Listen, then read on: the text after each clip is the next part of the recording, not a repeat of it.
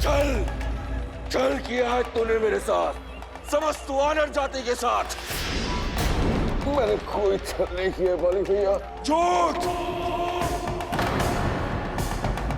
भाई नहीं, विश्वासघाती है तू।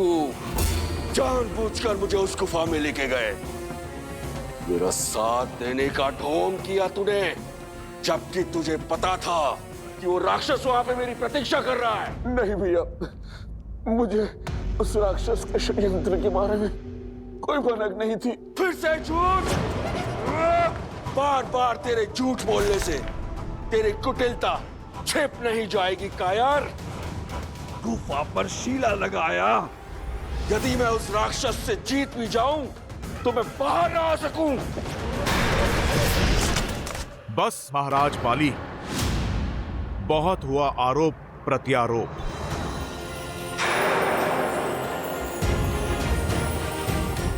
महाराज बाली, आपको अपने भाई पर संदेह क्यों है?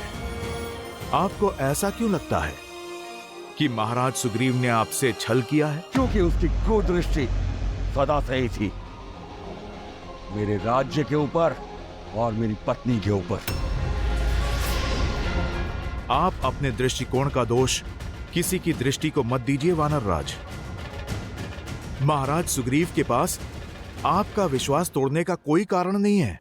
ईर्ष्या से बड़ा ना कोई कारण होता है और ना ही कारक। जिसकी इच्छा मेरा जीवन जीने की थी। महाराज आप क्षमा करें। सारी वानर जाति जानती है महाराज सुग्रीव से अधिक विश्वसनीय ना कोई भाई है और ना ही कोई मित्र। तुम्हारे इस विश्वसनीय मित्र ने मेरे विश्वास की हत्या की है। मेरी पत्नी, मेरा पुत्र, मेरा राज्य सब चुरा लिया है उसने। ये सत्य नहीं है। बोल दो दुष्टा। सुग्रीव ने जो कुछ भी किया उसका मोल तुम हो। तुम मेरे मृत्यु की प्रतीक्षा में थी ना कि तुम दोनों एक हो सको, वाह कर सको। प्रेम तो कभी तुमने मुझसे किए ही नहीं। नहीं वानर श्रेष्ठ,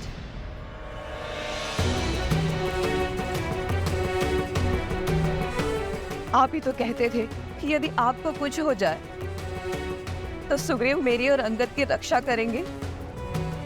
आप तो वानरराज होने के कर्तव्य निभाने में सज्ज थे। आप अपनी प्रजा की सुरक्षा के लिए युद्ध लड़ने में व्यस्त थे। हाँ, लगा रहा मैं युद्धों में, क्योंकि मुझ पर वानरराज होने का दायित्व था।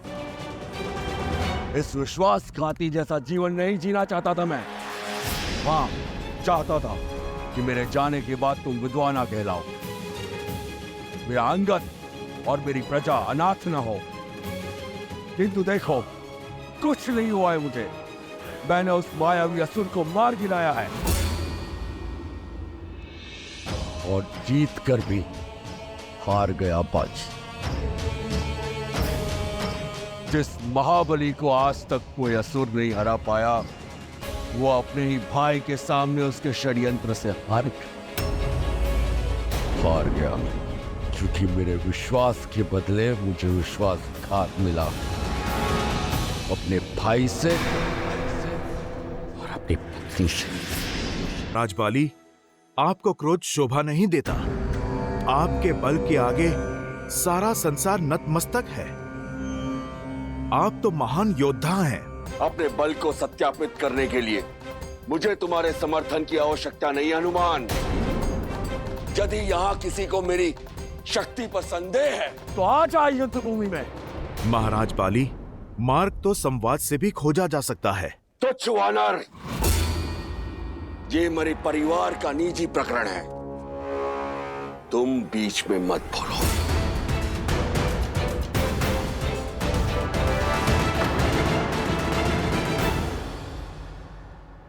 जब भूतपूर्व राजा और वर्तमान शासक भिड़े हों तो ये केवल परिवार की बात नहीं रह जाती। महाराज बाली, ये किष्किंधा के भविष्य का प्रश्न है। और किष्किंधा का भविष्य तुम्हारे सामने खड़ा है। मैं बाली साक्षात किष्किंधा हूं। ये सब मैंने बनाया है। महाराज बाली, माना कि आप एक महान राजा हैं, एक पिता तुल्य भाई हैं। माना कि किष्किंधा का आज आपके बीते हुए कल की देन है, किंतु वो बाली अब नहीं रहे। वानर जाति के कर्ता धर्ता अब नहीं रहे, क्योंकि बाली एक सोच थी जो वानर जाति के भविष्य के लिए प्रयास करती थी। आज जो समक्ष है वो केवल शरीर का एक ढांचा है जिसमें विष के सिवाय और कुछ भी नहीं। उत्तरटी, मुझे चुनौती देता है तू? महाराज, मैं तो केवल आपको सत्य से अवगत करा रहा था।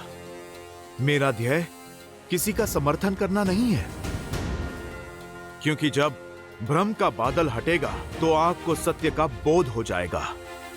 समझिए वीर, वानरों का बल और उत्साह तो असीमित है और उद्देश्य भी, और आप में एक महान नायक बनने के सारे गुण हैं। आपके नेतृत्व में कोई भी राक्षस किष्किंधा की ओर आंख तक नहीं उठा पाएगा। किसी राक्षस में इतना साहस नहीं। मैं यहाँ का स्वामी हूं, जो विद्रोह में उठी हर ध्वनि को शांत कर दूंगा। यदि इस मूर्ख को सिंहासन की लालसा है तो सिद्ध करे वो अपनी श्रेष्ठता, उठाए अस्त्र और करे मुझे युद्ध में परास्त। यदि इसकी दृष्टि मेरी पत्नी पर है तो करे प्रहार और ले जाए उसे। यही तो वानर नियम है। जय महावीर हनुमान। नहीं हनुमान, बीच में मत आओ। भैया का क्रोध उचित है, उन्हें करने दीजिए जो उन्हें करना है। कोई बीच में नहीं आएगा। मान ली पर आ जाए। कायर, लड़ो।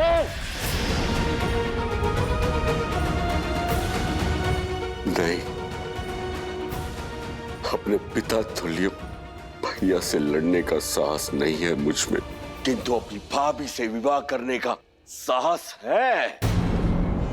मैंने अपना पूरा जीवन तुम्हें युद्ध कौशल सिखाने में निकाल दिया और तुम अस्त्र उठाने से भयभीत हो, पर ना मैं भयभीत हूं, ना मैंने हार मानी है।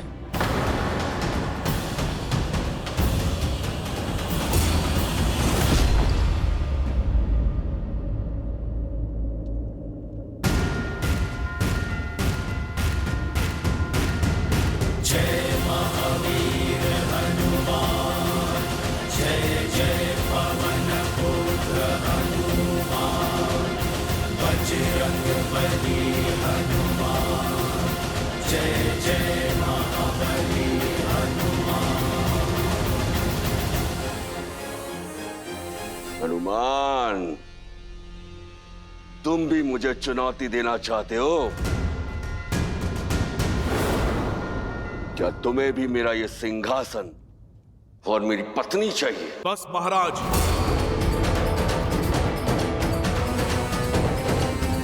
आप अपनी सीमा मत लांघिए।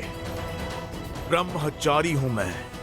मुझे ना आपकी पत्नी की चाह है और ना इस सिंहासन की। मेरा उद्देश्य बहुत बड़ा है।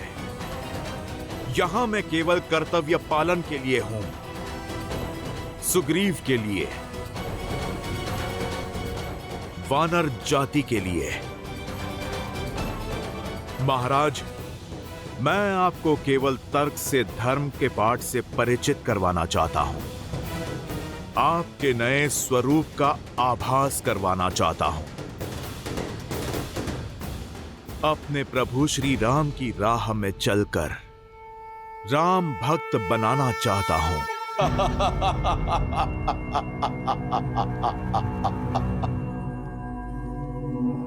कौन राम?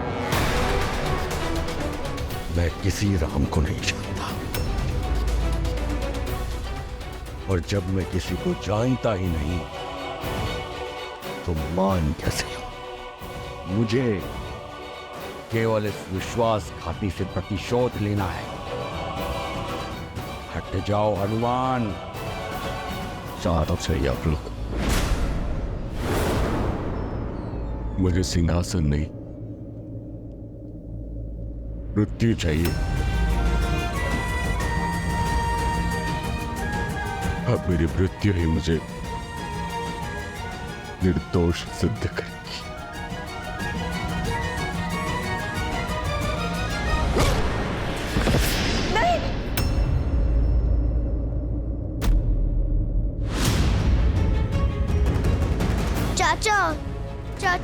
चाचा श्री उठिए। चाचा श्री उठिए ना। अंगद, तुम भी इसके साथ हो? दूर हटो इस विश्वासघाती से।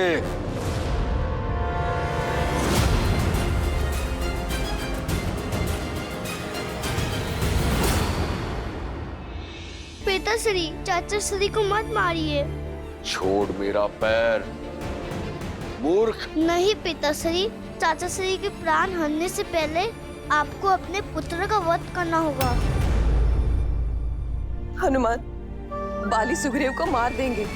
एक भाई दूसरे भाई के प्राण ले ले, इससे पहले रोक लीजिए अनर्थ। तारा,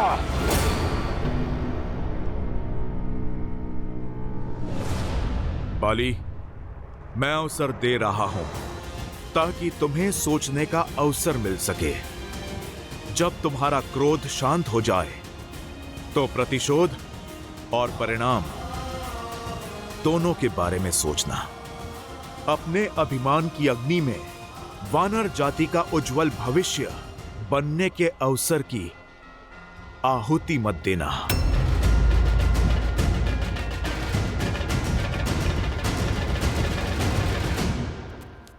महाराज सुग्रीव, उठिए, उठिए।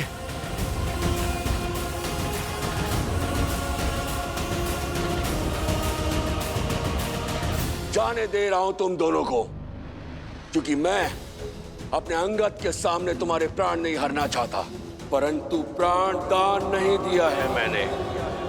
चाहे जहां भी छुप जाओ, तुम्हारा राम भी बाली। इस कीट को क्यों दर्शा रहे हो रक्षक? राक्षस वीर खर की जय हो, सेनापति दूषण की जय हो।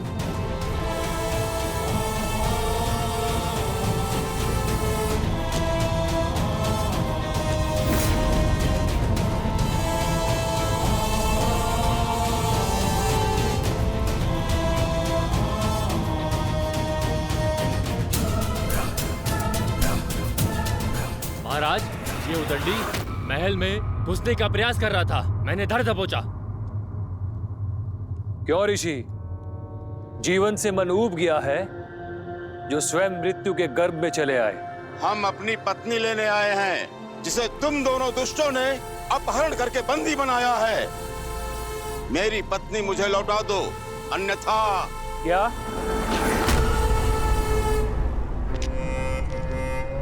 फिर से कहना। आनंद आ गया। पहली बार किसी से चेतावनी मिली है, कानों में अमृत सा घुल गया। हे ऋषि, एक बार फिर से चेतावनी देना। वैसे तुम किस स्त्री की बात कर रहे हो? दूषण, तुम्हें कुछ पता है? कैसे पता होगा खर? हमने तो अनगिनत स्त्रियों का अपहरण किया है। इतनी स्त्रियों को भोगा है कि अब तो गिनती भी स्मरण नहीं। एक क्षण, पिछले सप्ताह एक ऋषि पत्नी को लाया गया था, अद्वितीय सुंदरी। कदाचित ये ऋषि उसी का पति है।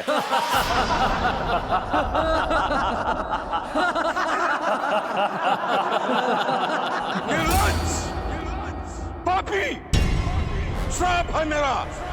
जिस गति से तुम अपना पाप का घड़ा भर रहे हो, उसी गति से तुम्हारी मृत्यु तुम्हारे पास आ रही है।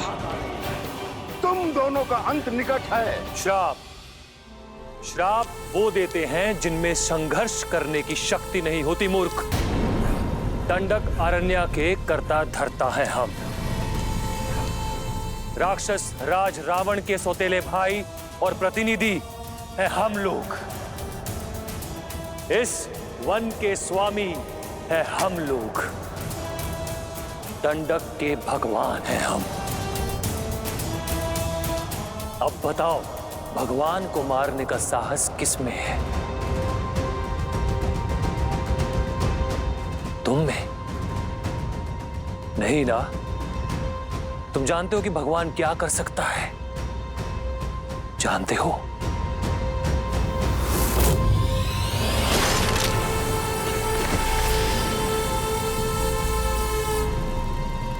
चेतावनी देता तो जीवित रहता। इसे हर दिन बुलाकर इसकी चेतावनी सुनते, आनंद आता, मनोरंजन होता। श्राप देकर सारा आनंद भंग कर दिया। ये शव हटाओ।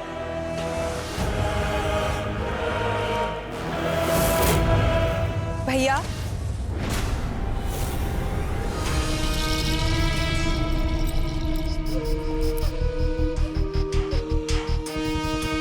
शूर्पणखा,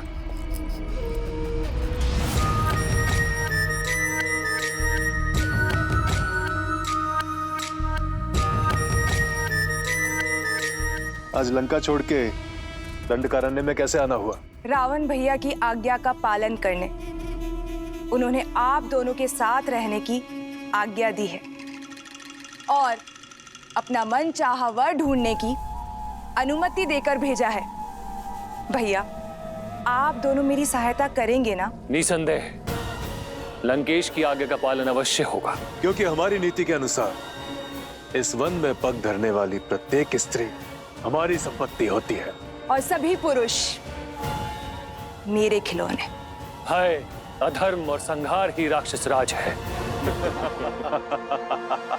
महाराज खर, महाराज खर, महाराज राक्षस राज संकट में है। क्या हुआ? महाराज खर, विराट मारा गया।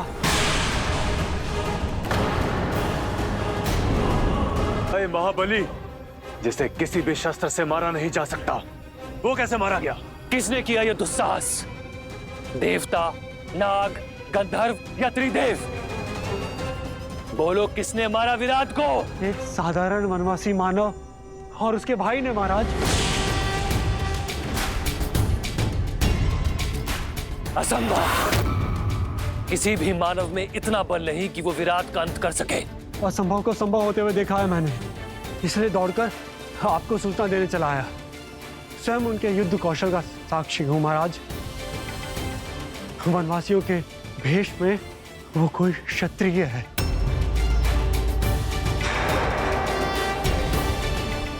महाराज, दो भाई हैं वो, राम और लक्ष्मण, और उनके साथ एक सुंदरी भी है। 3 मनुष्य दंडक अरण्य में उन्मुक्त घूम रहे।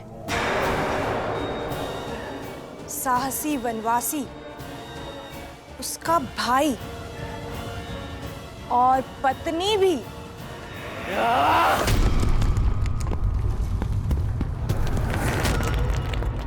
चीर दूंगा उन्हें। दंडक अरण्य के राक्षस राज को चुनौती देकर कोई जीवित नहीं रह सकता। एक क्षण खर भैया, उस स्त्री का विवरण दो। कैसी दिखती है वो? अनुपम सौंदर्य है उस स्त्री का। हिरनी सी आंखें, गज सी चाल, पुष्प सी कोमलता, देव तुल्य तेज है। एक बार कोई देख ले तो मंत्रमुग्ध हो जाता है। ऐसी सुंदरी तो संपूर्ण संसार में केवल एक ही है। मिथिला की राजकुमारी सीता।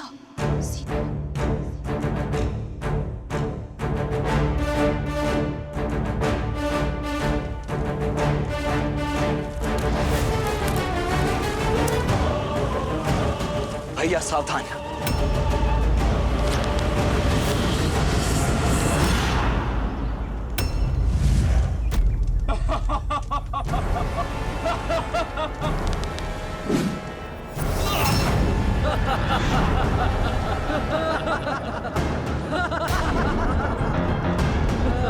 लक्ष्मण, यज्ञ भंग नहीं होना चाहिए। जी भैया।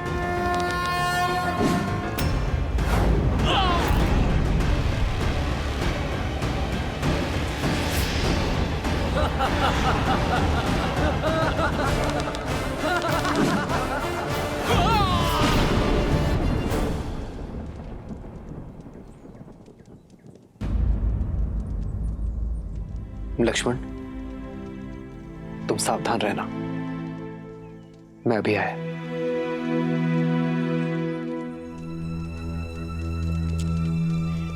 क्या हुआ सीते? कुछ नहीं आ रहा। एक पति और पत्नी के बीच रहस्य कब से रहने लगे? ऐसी कोई बात नहीं यार। तो चिंता का कारण बताओ सीता। एक पति और पत्नी के बीच ना ही दुख छुपे रहने चाहिए, ना ही सुख, और ना ही कोई चिंता। मुझे ये सब देखकर उचित नहीं लग रहा आर्य।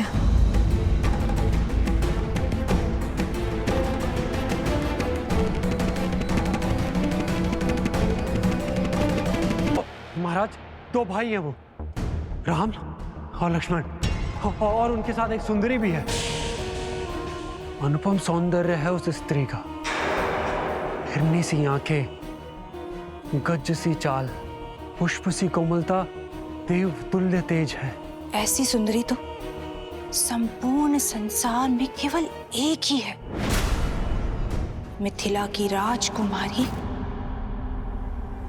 सीता। सीता? यदि सुंदरी है तो विलंब कैसा? अभी उसे विधवा करके अपने महल में ले आता हूं। इतनी भी क्या शीघ्रता है भैया?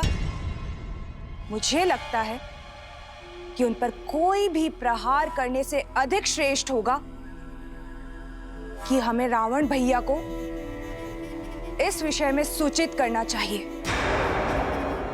मुझे पूर्ण विश्वास है कि इस सूचना से भैया को विश्व विजय सी प्रसन्नता मिलेगी।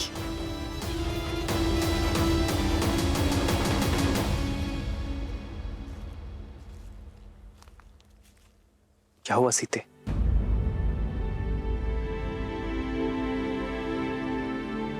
कुछ नहीं आ रहा। एक पति और पत्नी के बीच ना ही दुख छुपे रहने चाहिए,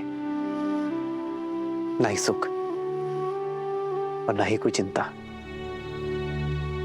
मुझे ये सब देखकर उचित नहीं लग रहा आर्य।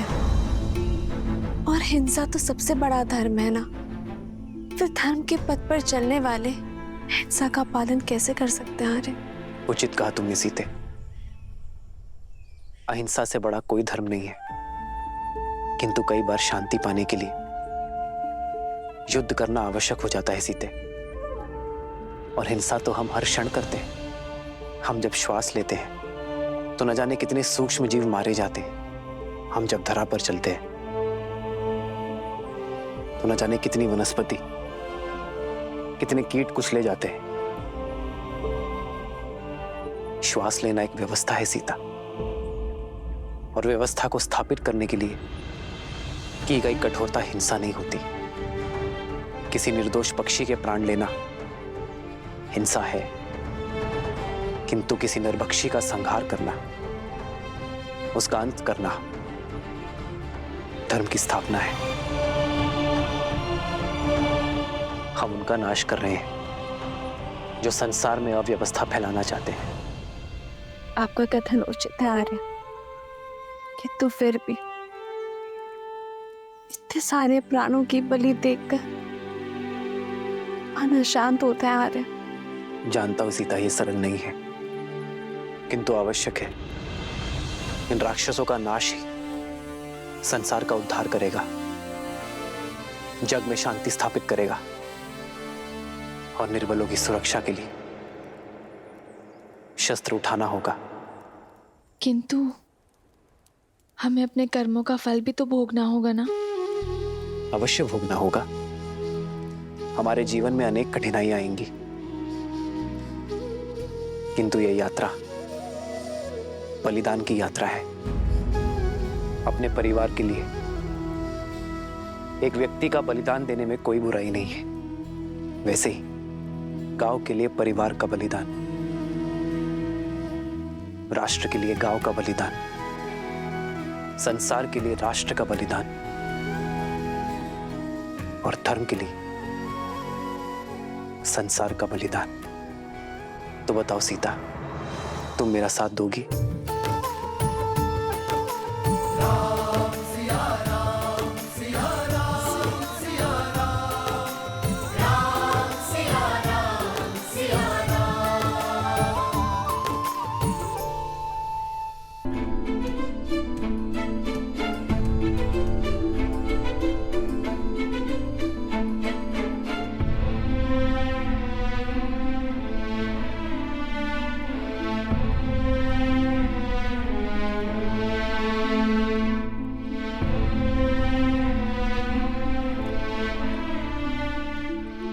मुझे भान है कि तुमने बाली को प्राणदान क्यों दिया है हनुमान। वानरों की नियति से अनभिज्ञ नहीं हूं मैं। जामवंत जी, बाली कभी बुरा नहीं था, पर क्रोध ने उसकी बुद्धि भ्रष्ट कर दी। सुग्रीव बाली विवाद में मैं वानरों की शक्ति की हार स्वीकार नहीं कर सकता था, इसलिए मुझे हस्तक्षेप करना पड़ा। मुझे आशा है कि बाली अपना अभिमान त्याग महाराज सुग्रीव को अपना ले, तो वानरों की सफलता का उदय हो जाए। पर तुम्हारी आशा टूटती दिखती है मुझे। बाली हमारा साथ कभी नहीं देगा। भ्रम के मेघों से यदि अपमान का चक्रवात मिल जाए तो विनाश कोई नहीं रोक सकता हनुमान। बाली का अभिमान ही उसके अंत का कारण बनेगा। भैया, बाली भैया,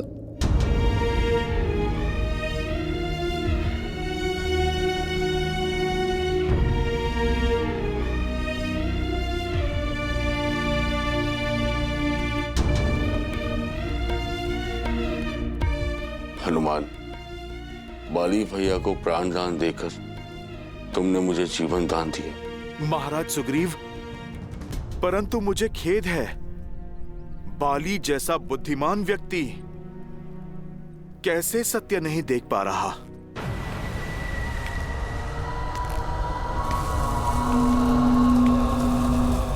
बाली आ रहा है सुग्रीव, और वो तुमसे अपना प्रतिशोध लेगा। भैया, बाली भैया, उस ओर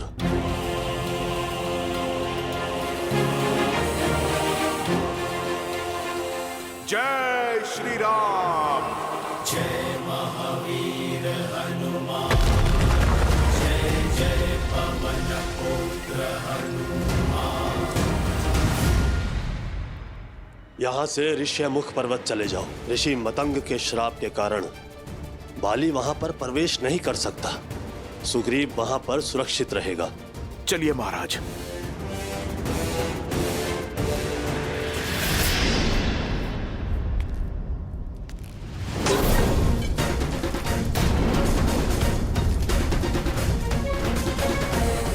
मुझसे बचकर नहीं जा सकते हो तुम सुग्रीव।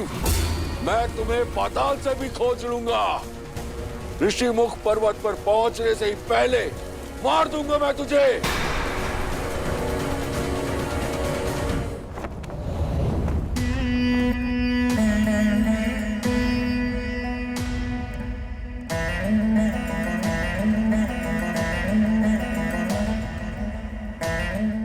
शनन को यह समाचार देगा कौन?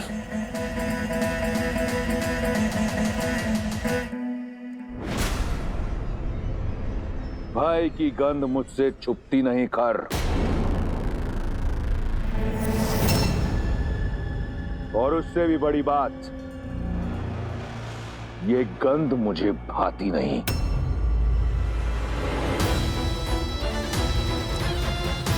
मैंने अपने सौतेले भाइयों को दंडक का शासन सौंपा, ये सोचकर कि वो वहां अपने भाई का साम्राज्य स्थापित करेंगे। इसलिए नहीं कि वो इस तरह भयभीत होकर मेरे समक्ष खड़े हों। तुम्हारे झुके हुए नेत्र इस साफ बताते हैं कि तुम्हारा भय, तुम्हारी व्याकुलता उचित भी है और आवश्यक भी, परंतु स्मरण रहे, आज मेरे कान किसी भी प्रकार की बुरी सूचना सुनने को सज्ज नहीं। ये भय फिर दिखा तुम्हारे नेत्रों में, परंतु अच्छा लगा क्योंकि ये भय रावण का है, होना चाहिए।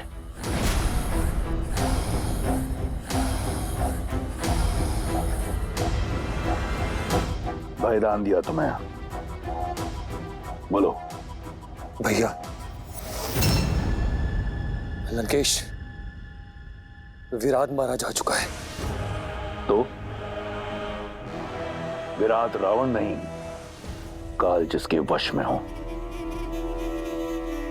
परंतु लंकेश, विराट का संहार एक वनवासी मनुष्य के हाथों हुआ है। किंतु वो एक साधारण व्यक्ति नहीं है। अयोध्या नरेश दशरथ के पुत्र राम और लक्ष्मण है, और उनके साथ एक सुंदरी भी है, राम की पत्नी मिथिला कुमारी सीता।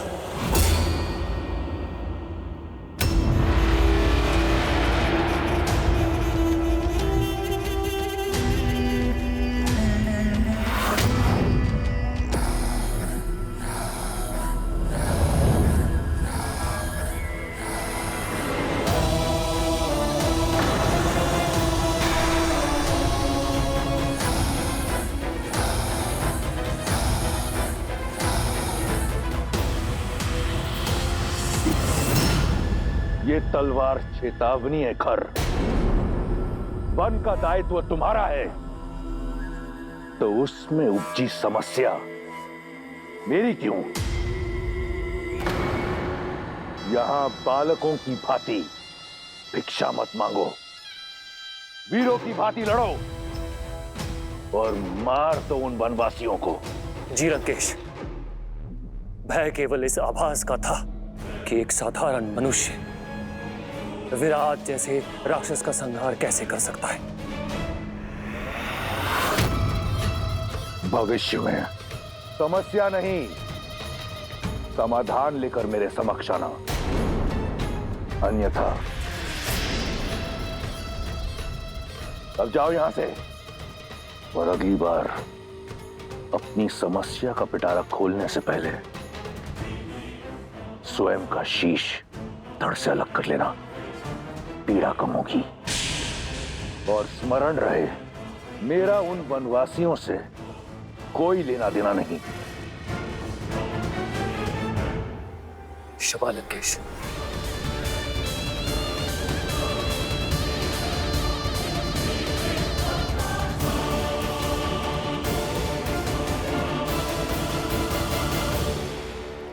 नहीं स्वामी, ऐसा मत कीजिए। क्यों ना करूं? उसने मेरे स्वाभिमान को ठेस पहुंचाई है। मुझे नीचा दिखाने के लिए उसने तुम्हें अपनी पत्नी बनाया। अब प्रतिशोध का एक ही मार्ग है, रूमा से विवाह। ऐसा अनर्थ मत कीजिए स्वामी। क्यों? क्यों ना करूं? वो करे तो नियम और मैं करूं तो अनर्थ। जो नियम सुग्रीव पर लागू होता है, तुम पर लागू होता है, वो मुझ पर क्यों नहीं? क्योंकि सुग्रीव ने आप ही के आदेशानुसार उस गुफा के मुख पर चट्टान रखी थी। आप ही के आदेश पर उसने किष्किंधा को संभाला था। और स्वामी, आपने तो रूमा को पुत्री समान प्रेम दिया है, तो अब क्यों प्रतिशोध की आग में आप अपना सम्मान, अपना गौरव और अपने धर्म को भस्म कर रहे हैं? क्यों अधर्म करके नर्क के भागी बन रहे स्वामी? चट्टान तब रखनी थी जब मेरी मृत्यु हो जाती, तब। लेकिन रक्त बहकर बाहर आया था। वो रक्त नहीं था। वो उस मायावी की माया भी तो हो सकती थी ना। सुग्रीव की चाल भी तो हो सकती है। नहीं चाहिए मुझे धर्म, नहीं चाहिए मुझे स्वर्ग और ना ही मोक्ष। यहाँ राज शक्ति और युक्ति से होता है, और ये दोनों ही अपार है मेरे पास। इसीलिए राज भी मेरा होगा और रूमा भी। सुग्रीव को मूल्य तो चुकाना ही होगा। सैनिकों, रूमा को मेरे समक्ष प्रस्तुत करो। रुक जाइए स्वामी, अंगद के विषय में तो सोचिए, वो भी बालक है, उस पर क्या प्रभाव पड़ेगा? उसके लिए यह प्रशिक्षण होगा। वो भी तो देखे कि वानर राज कैसे बना जाता है।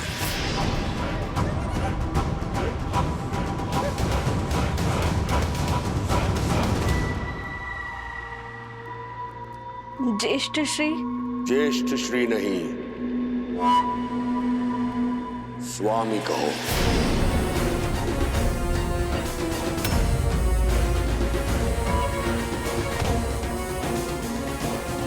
आज से तुम मेरी पत्नी हो।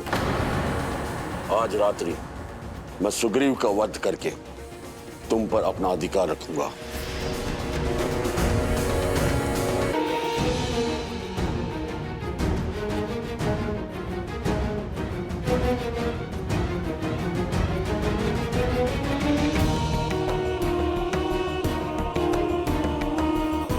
जो तुम्हारा नहीं है उसे पाने की लालसा छोड़कर जो है उसी में संतुष्ट रहना सीखो।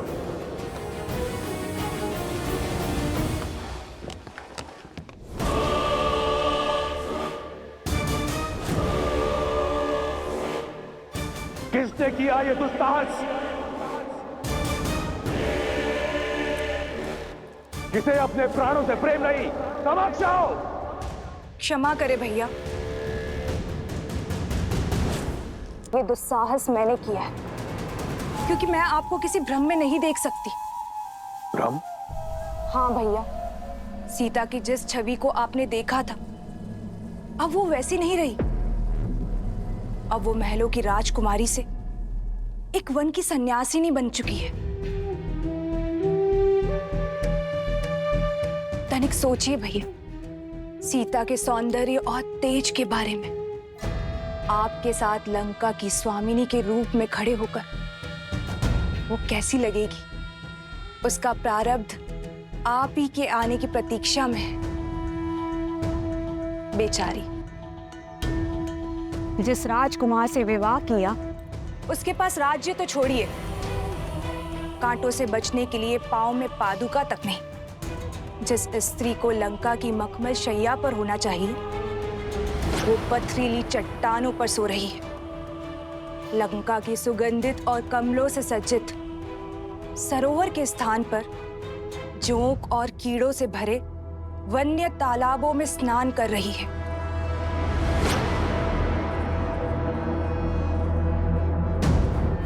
सीता लंका के लिए बनी है और लंका सीता के लिए। ये शब्दों का खेल मेरे साथ मत खेलो। मैंने तुमसे परामर्श नहीं मांगा, आदेश दिया था दंडक में निवास करने का। जाओ। भैया, मैं आपके भीतर चल रहे इस द्वंद को समझती हूँ। चाहे वर्षों लग जाए, उस घने विशाल दंडक वन में मैं खोजूंगी सीता को। आपके समक्ष तभी आऊंगी जब उन दोनों भाइयों के अंत का कारण बनूंगी। न राम, न लक्ष्मण और न ही कोई ऋषि साथी, कोई भी रावण की बहन के इस प्रकोप से बच नहीं पाएगा। सीता पर केवल मेरे भाई लंकेश का अधिकार होगा।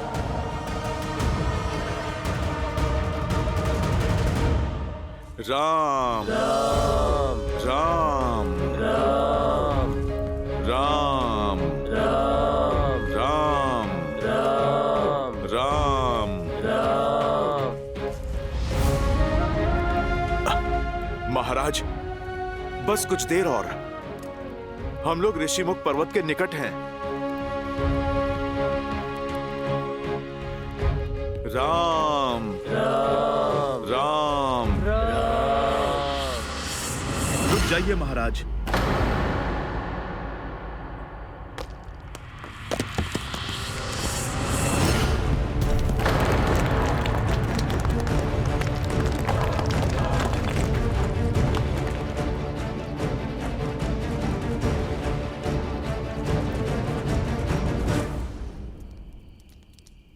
महाराज आप चलिए।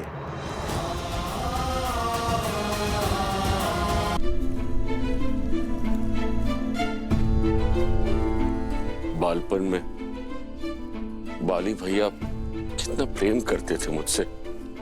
तुम देखना हनुमान, बाली भैया को उनकी भूल का पश्चाताप अवश्य होगा। हमारे मत मिले ना मिले, हमारे मन अवश्य मिलते हैं। महाराज सुग्रीव,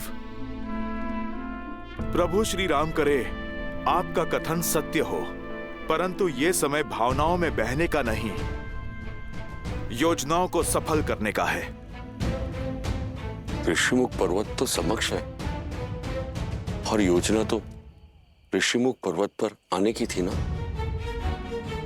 ये सारे पेड़, ये ऋषिमुख पर्वत की सीमा ही तो है। महाराज आप चिंता ना करें, मैं बाली के हर एक प्रहार से आपको बचा लूंगा। परंतु हनुमान, यदि तुम बाली भैया के समक्ष गए तो वो तुम्हारी आदि शक्ति छीन लेंगे। मेरी यही योजना है कि मैं उनके समक्ष नहीं, उनके पीछे रहूं और मैं महाराज बाली को ऋषिमुख पर्वत की सीमा तक खींच के लाऊंगा। जैसे ही उनका पग ऋषिमुख पर्वत की सीमा को छुएगा, उन्हें मिला श्राप उनके प्राण हर लेगा। परंतु ये होगा कैसे हनुमान? और भैया के प्राण? महाराज सुग्रीव, यदि जीवित रहना है तो आप मुझ पर विश्वास कीजिए।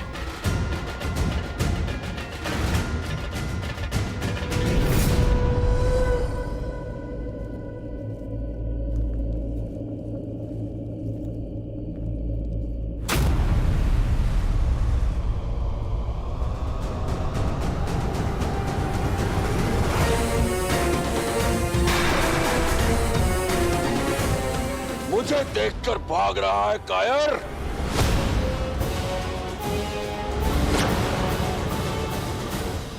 प्राण जाए फिर भी मैं आपसे युद्ध नहीं करूंगा भैया। अब प्राणों के सिवाय बचा क्या है तेरे पास कायर? अब तो राज्य भी मेरा और रूमा भी। अब मत रोकिएगा महाराज सुग्रीव।